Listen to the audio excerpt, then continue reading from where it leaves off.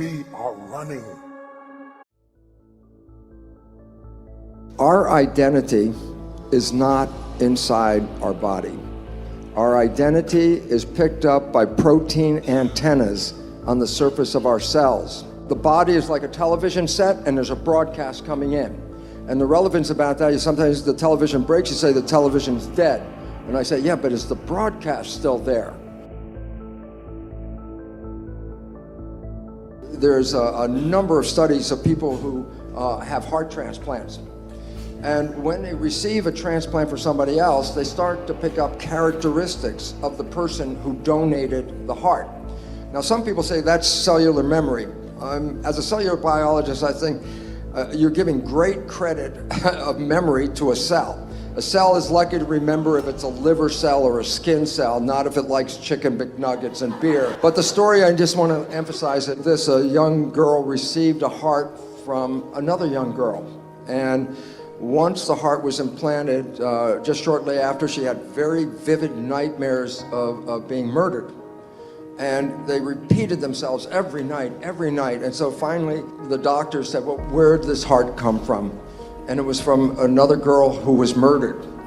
And the relevance about that was the nightmares were so vivid that when the police questioned her about what she had seen, they were able to catch the killer. The point was, the heart cells are still having the self antennas of the person who has died. And so as long as the heart was still present, it was downloading the identity into that heart. And the relevance is, yes, the girl's dead, but she's still there. Why? Because if the heart has the receptors, it still shows that there's a source that's feeding this individual person. Between all this particular data, it is profoundly important to understand the nature of some quantum physics, energy fields, and identity, and that we are not in this body.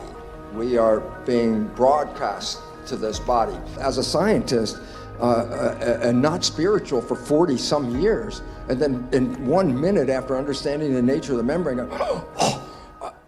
it's like 2 + 2 is 4.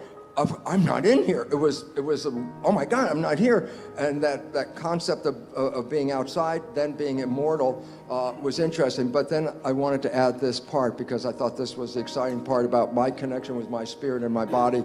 I asked myself as a scientist, I said, well, why have a body and a spirit? Why not just be spirit? The answer for that is this. This is a virtual reality suit.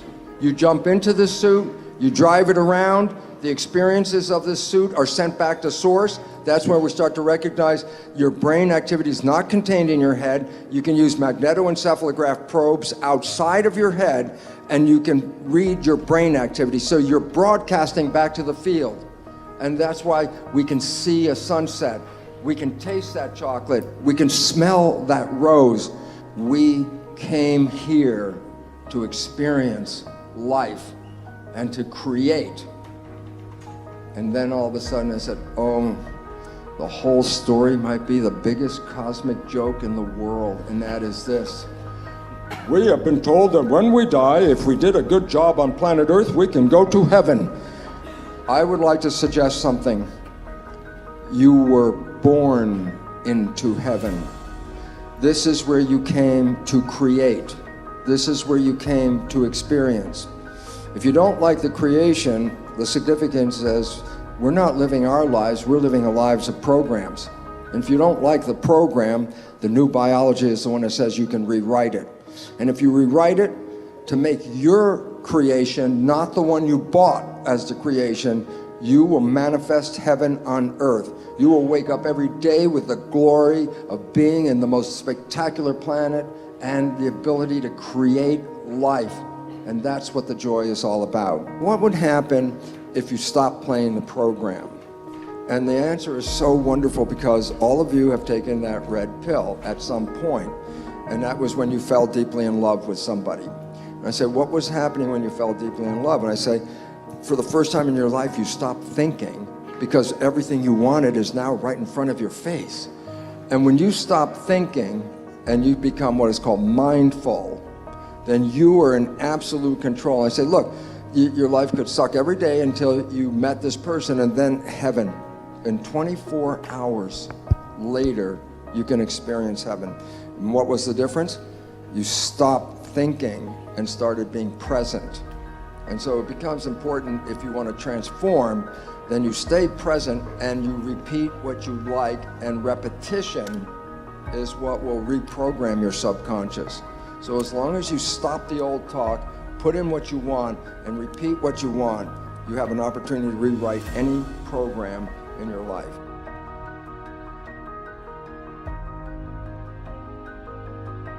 We are running out of time.